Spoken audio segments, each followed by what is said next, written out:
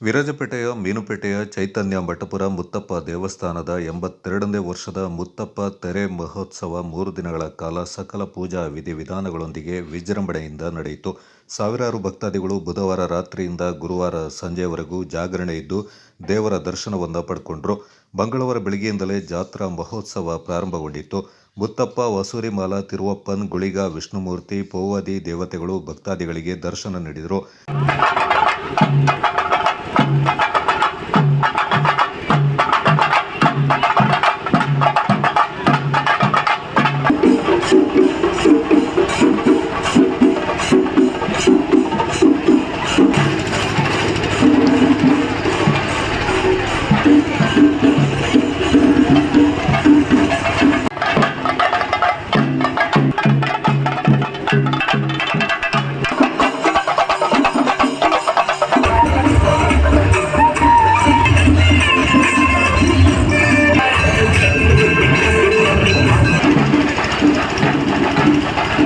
ಪಯಂಗುತ್ತಿ ಹಾಗೂ ತುಲಾಭಾರ ಇನ್ನಿತರ ಹರಕೆ ಕಾರ್ಯಗಳಿಂದ ಭಕ್ತಾದಿಗಳು ನೆರವೇರಿಸಿ ತಮ್ಮ ಜೀವನದ ಜಂಜಾಟ ಮತ್ತು ಕಷ್ಟ ಕಾರ್ಪಣ್ಯಗಳಿಂದ ದೇವರ ಮುಂದಿಟ್ಟು ಪರಿಹಾರಕ್ಕೆ ಮೊರೆ ಇಟ್ಟರು.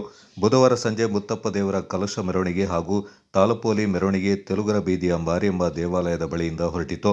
ನಗರದ ಮುಖ್ಯ ರಸ್ತೆಗಳಲ್ಲಿ ಪ್ರಸಿದ್ಧ ಕಲಾ ತಂಡದವರಿಂದ ವಿವಿಧ ಕಲಾರೂಪಗಳೊಂದಿಗೆ ಪಡೆಯಿತು.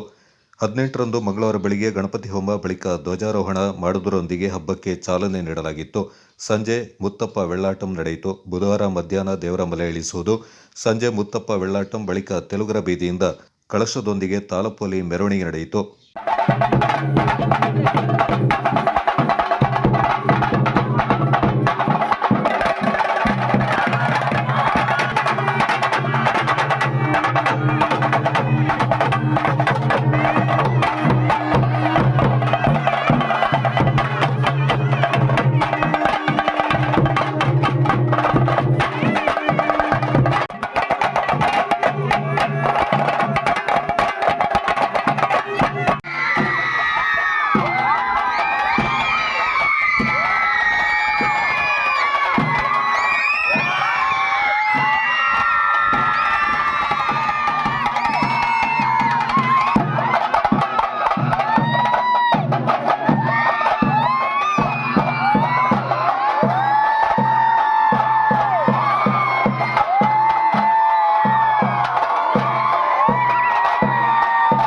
ಈ ಸಂದರ್ಭ ಮುತ್ತಪ್ಪ ದೇವಾಲಯ ಸಮಿತಿಯ ಆಡಳಿತ ಮಂಡಳಿ ಅಧ್ಯಕ್ಷ ಟಿ.ಕೆ. ರಾಜನ್ ಹಾಗೂ ಆಡಳಿತ ಮಂಡಳಿಯ ಪದಾಧಿಕಾರಿಗಳು ಮತ್ತಿತರ ಪ್ರಮುಖರು ಪಾಲ್ಗೊಂಡಿದ್ದರು.